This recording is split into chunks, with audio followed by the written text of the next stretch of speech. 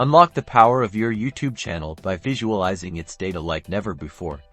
Let's connect YouTube to Google Data Studio. First, navigate to Google Data Studio and click the enticing plus sign labeled Create New Report.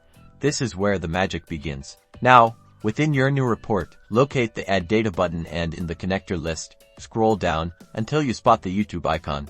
Click it. Google will now prompt you to authenticate your YouTube account. Select the Google account associated with your YouTube channel and grant Data Studio the necessary permissions. Don't worry, it's perfectly safe and standard practice. A drop-down menu will appear, presenting all the YouTube channels linked to that account. Carefully select the channel you wish to analyze within Data Studio. Voila! Your YouTube data is now seamlessly integrated into Google Data Studio. You can start building tables, charts, and scorecards to track key metrics such as views, subscribers, watch time, and much more.